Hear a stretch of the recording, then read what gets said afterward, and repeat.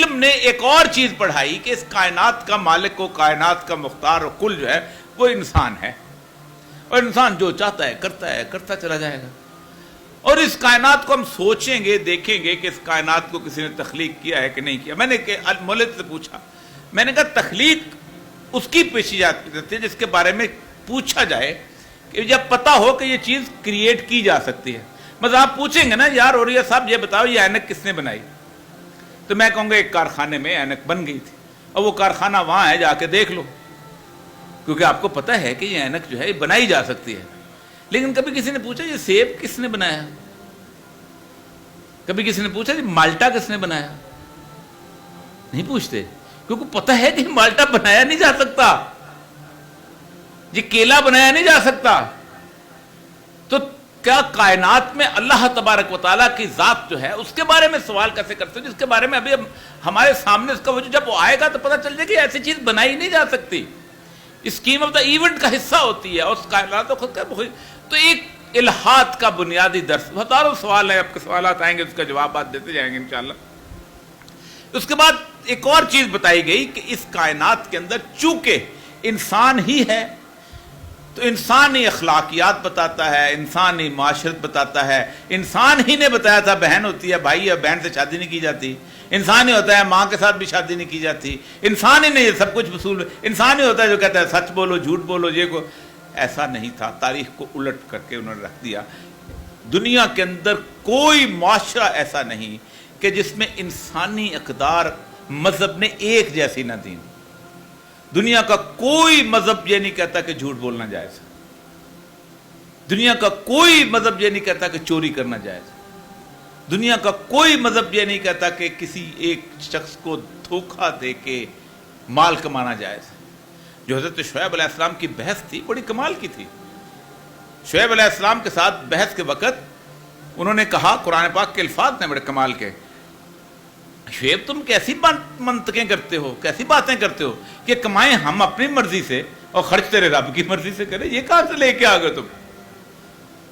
تو شعیب نے کہا تم اپنی مرضی سے نہیں کماتے ہو، مجھے پتہ ہے رب نے تم کو یہ حوصلہ دیا ہے. تو یہ کہہ دیا گیا کہ اس نے پھر کمال کی بات یہ کی کہ پوری زندگی کی ایک تاریخ علم کی مرتب کی گئی کہ دنیا میں ایک ہی وقت طاقت ہے، ایک ہی عقیدہ ہے جو لڑاتا ہے، اور وہ ہے مذہب. ہندو مسلمان کو مار رہا ہے، سنی وابی کو مار رہا ہے، وابی دیوبندی کو مار رہا ہے، دیوبندی اہل حدیث کو مار رہا ہے، پروٹیسٹنٹ اس کو مار رہا ہے، یہ مار رہا ہے. یہ بڑا ایک بہت بڑا اتنا بڑا. اور یہ جو پروٹیسٹنٹ ہیں کیتھولکس انہوں نے بہت مارا ہے یار لوگوں کو. تو مذہب کو تو نکالو اپنی زندگی سے. تو انہوں نے کوئی 200 سال محنت کر کے پڑھو کے والٹیئر نے، اس کے بعد ایک شخص روسو تھا وہ ہاپ لاک روسو، یہ تینوں چاروں آئے، سوشل کانٹریکٹ کی تھیوری پیش کر کے آپ کو پکڑا دی، یہ ہے بھائی تھیوری تو اس کو نکال دو. 1905 میں یہ سارے کے سارے جو تھے انہوں نے مل کے پورے یورپ سے مذہب کو نکال دی. چھٹی ہو گئی، بسم اللہ مبارک ہو. تو اب امن ہونا چاہیے تھا دنیا کے اندر. مذہب تو چلا گیا، مذہب تو بیچارہ نہ سیاست میں رہا، نہ حکومت میں رہا، نہ کسی اور دن میں چلا. لیکن اس کے بعد آپ نے 1909 کے قریب ایک جنگ شروع کی جس کو پہلی عالمگیر جنگ کہتے ہیں. نسل کی بنیاد پہ، رنگ کی بنیاد پہ، زبان کی بنیاد پہ، علاقے کی بنیاد پہ آپ نے کوئی 7-8 کروڑ بندہ مار دیا. پھر 25 سال بھی صبر نہ کیا، آپ نے دوسری عالمگیر جنگ لڑی، پھر آپ نے 8-10 کروڑ بندہ مار دیا. آپ نے کوئی 17-18 کروڑ بندہ مار دیا. پوری انسان کی تاریخ میں مذہب نے کیا سارے قتل ملا دیے جائیں اکٹھے نہیں ہو سکتے، اتنے نہیں بن سکتے جتنے مذہب جب نکلا تھا اس کے بعد ہوئے. یہ آپ کو تصور دیا گیا اور کہا گیا کہ کائنات کے اندر طاقت کا سرچشمہ، قوت اور سورنٹی کس کے پاس ہے؟ عوام کے پاس. دنیا میں اللہ سے بغاوت کا سب سے بڑا علم جو اٹھایا ہے وہ جمہوریت نے اٹھایا ہے، سب سے بڑا علم. یہاں تک کہ ہمارا آج کا مولوی بھی کھڑے ہو کے کہتا ہے ہم بتائیں گے کہ اصل طاقت عوام کے پاس ہے. اللہ کہتا ہے تؤتی الملک من تشاء وتنزع الملک ممن تشاء وتعز من تشاء وتذل من تشاء. ہم کیا کہتے ہیں؟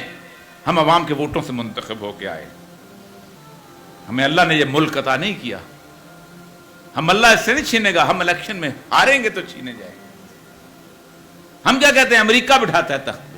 وہ ساری قوتیں جو اللہ الملک کی قوتیں ہیں یا ہم نے عوام کو دی ہوئی ہیں یا ہم نے سپر پاور کو دی ہوئی. سب سے بڑا شرک آج کے دور کا جمہوریت ہے.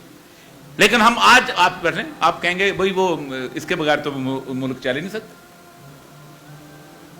وہ کیسے چلے گا بھئی؟ جمہوریت کیسے آئی تھی؟ اگر یحییٰ خان الیکشن نہ کرتا, کسی کے باپ میں ضرورت تھی الیکشن ہوتا؟ 300-400 سیاستدانوں کو پکڑ کے قتل کر دیتا, ذوالفقار علی بھٹو سمیت سب کو. تو جہاں جمہوریت بھی نافذ ہوئی ہے, طاقت سے نافذ ہوئی ہے. افغانستان پہ قبضہ کرو, 15 لاکھ بندے مارو, اس کے بعد ایک اپنا آئین ڈرافٹ کرو, ساتھ ہی ایک الیکشن کرو اپنی مرضی کا. انسان کے بچوں اس طرح زندہ رہنا ہے تو رہو, ورنہ نہیں رہنا دیں گے. تو ایک تصور یہ دیا گیا آپ کو